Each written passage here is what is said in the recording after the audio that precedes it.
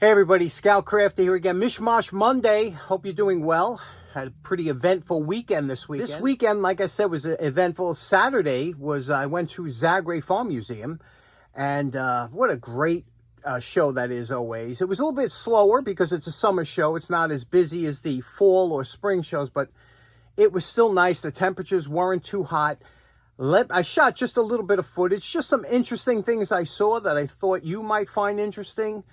And let's check that 6 minutes. So if you want to fast forward, you could fast forward to 6 minutes from now. But let's see what I saw at Zagray Farm Museum. Now, the first stop you always have to make when you go to the show is to stop at Bob's Table. He usually has a lot more tools than this, but this is the summer show. It's a little slower, and his prices are great. You could see the tables are 25 cents or 50 cents, but they tell you do you see those white buckets? He says, fill up a bucket. And that's exactly what I did. I filled up a bucket, and then you ask him how much, and he gives you a price. So he's always great.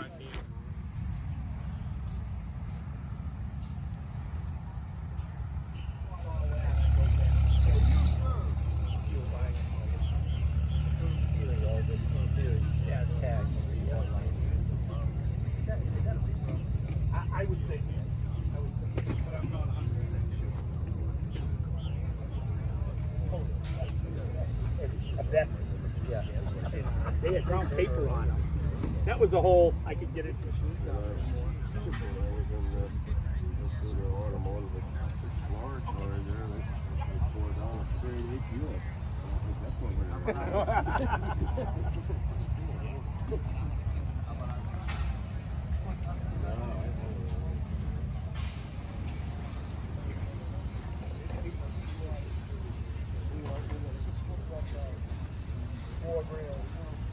That's not a bad deal. No, look, few other people are taking bets, so he's never going to get it done. Oh, it's to sell it. I've got 10 grand, you don't know what to do with? Got 10,000. Right.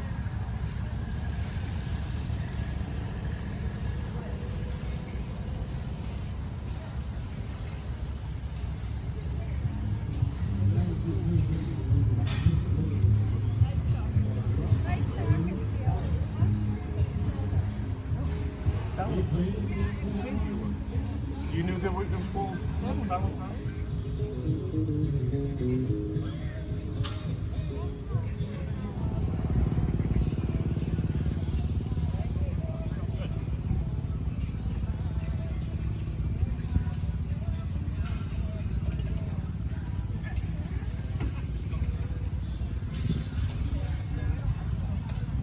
Mr. Rob.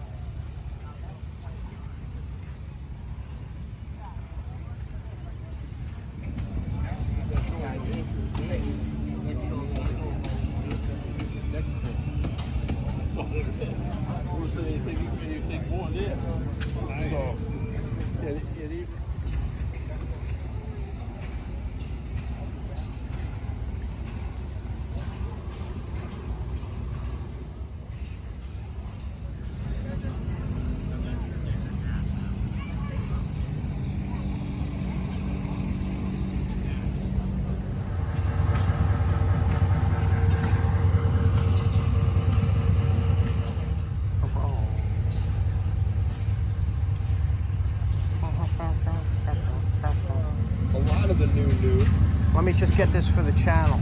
Everybody loves to see the kind of stuff you get. Uh-oh. The 2 for $1 box. Holy cow. We're going to have to rummage through that.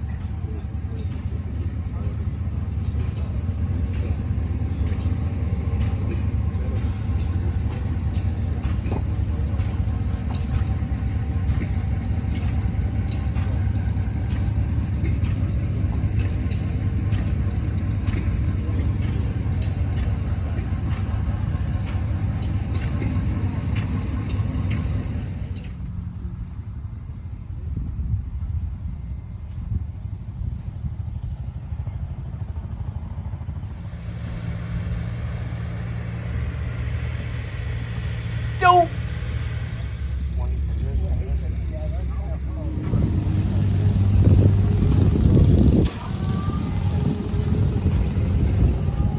Now, as you know, I stopped buying tools, but what I do buy is projects for the show. So it's not like I'm purchasing tools for me, obviously, but so let me show you what I picked up at this show. Pretty interesting. Now, like I said, I was really good. I only picked up this one bag of tools. That's all I bought. Projects, I should say, not tools. Let me weigh it, see how much this weighs. Okay, you see it weighs in at 20 pounds. I bought 20 pounds of tools. Now, as I talk quickly about what I picked up, I want you to keep a running tally in your head how much you think I paid. The most expensive item I bought was this World War II entrenching tool, which, you know, I like to do these. This is a US made, and I paid $10 for this. That's the most expensive thing I bought. And everything else was pretty inexpensive. So remember, that was $10. 3 hammers. These are all USA made. These are real nice. 2 S-wings and a, I think this is a Craftsman. I'm not sure. Or a Stanley. Yeah, it's a Stanley. I'm sorry. It's a Stanley and 2 S-wings. Some punches. 357 Magdad special screwdriver that he loves these. Obviously, you can't pass by a nice Stanley chisel, a wide chisel like this, right? These are, and look at that, this thing is hardly used. American, USA made auto wrench, but this one's not bad. We haven't done an auto wrench in a while, right? Some punches, and you know what this is, right? Have you ever seen one of these before? Pretty interesting. This was $2. And you can see how it works. You hit the key that way, and there we go. It opens and closes, and what this does, which is pretty interesting, is it's a brake. It goes between the brake and your steering wheel, much like a club, but slightly different. We also picked up, look at this beautiful, really nice drill, huh? Look at this. This thing's heavy duty. It's like an electrician's drill for going through. And you can see it's got the hex shank. This is an expensive drill. I bet you that drill is like $30 by itself, minimum. Small crowbar, small tap. I don't even know if this is homemade or something. I don't see a name on it, but a small tap wrench. And a couple pair of pliers that I got from Brian. Let me show you these. They're really interesting. Okay, I got these pliers from Brian's beautiful box of pliers that were 2 for $1, 50 cents each. He had some great pliers in there, and I had to stop myself. And the first one I looked, I said, look at this thing. Now, I believe these pliers, I used to fly radio control airplanes, and we used to have to make a Z-bend, which you might have to use if you're doing carburetors or something like that. And a Z-bend is nothing more than making kind of 2 right angles in a piece of wire so that you could slip it in a linkage. And I believe these are Z-bend forming pliers, and I'll show you what I mean. Here's a piece of wire here that I'm just going to put in here like this, and I'm going to squeeze it. Now watch what happens when you squeeze it. It forms it into a Z-bend, one shot. So this way you could put into your linkage or whatever. So that's what I think these are. Beautifully made. And then this one here, look at this, you know, I'm looking at these handles. These are pretty heavy duty. And I look close and I see Made in USA on there under the light. You can see that you could just make out Craftsman. These are Craftsman lineman pliers. Here you go, and you can see it here, Craftsman. So I'm going to clean these up. Boy, they've been through something, huh? 50 cents. A beautiful Craftsman 4-way rasp. If you've ever used one of these, this is just a dream to use. The thing is, you got to get them when they're sharp. Okay, because, you know, they do wear, a file wears down, and then when they do, you can't sharpen them. No matter what they say, they don't sharpen up the way they used to. But when you find it sharp, and a good rasp is, especially USA Craftsman, this is a beautiful one. And picked up one of the hammers that has the screwdrivers in it, you know, a whole bunch. They're all there, all the smaller screwdrivers that come down, and even the one in the handle here. There we go. It's a little bigger screwdriver. All unused. Nice, right? So, there we go. We got quite a bit of tools here, right? Or projects, I should say. How much do you think, in the back of your mind, that I paid for everything that you see here, everything that I've showed you? How much do you think the total price I paid for everything? So everything that I got there came out to a total of $23. That includes the $10 entrenching tool, 50 cents each for the pliers, so that's $11 so far, $2 for the automotive lock, and then the rest of it was all a bucket from Bob's Table. You know, the one he just says throw everything in a bucket, and he says he'll give you a price. So that was a really good deal. There's a lot of great tools there. And what I want you to do is pick out one you'd like to see. Leave it in the comments. What would you like to see restored first? A lot of you come up with the same thing. There's probably something in there you want to see done. For now, I just want to do a quick cleanup. Let me show what we're going to do today. Today, I just want to clean these, just a cleanup. Brian's 50-cent pair of Craftsman pliers. Brian, we have such a great time. We laugh and talk about all kinds of stuff while we're there. And if ever you do go to these shows, make sure you stop by and say hello to him. But let's clean this up and see how it comes out and how it works. Okay, we cleaned the handles with Comet. You can see they came out real nice. They're clean, right? And we went over this with just a wire brush. You could see here, just a wire brush. Now, I don't like stainings. You know, some people can live with that, you know. But see, this is what we always say about the printed, when they print on the Craftsman. And, you know, it's, or laser etch or whatever. Years ago, they used to stamp it. It was much nicer. So you could live with it like this, or you can go over it and you might lose it, you know. So, but it is a professional. You see it says Craftsman Professional down there. But, you know, it's going to come off if we go any further, which that's where you have to make the decision on what you want to do. So, me, I'm taking it off.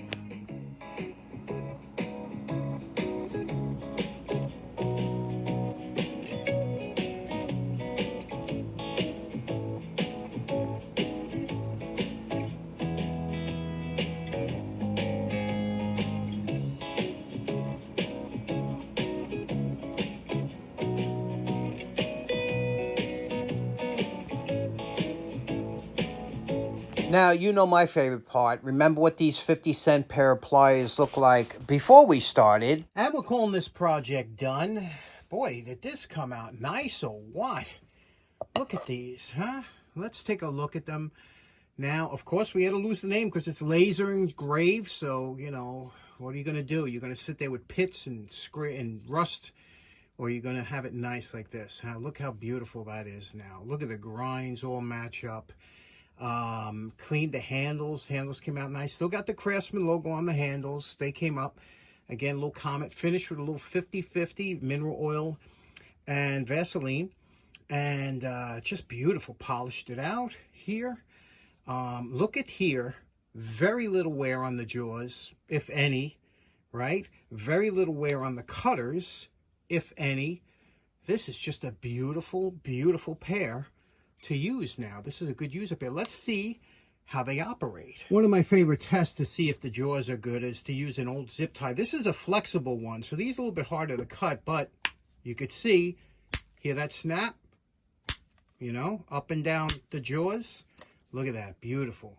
Perfect cutters, beautiful pair. Wouldn't you be happy to carry something like this or have it in your toolbox now?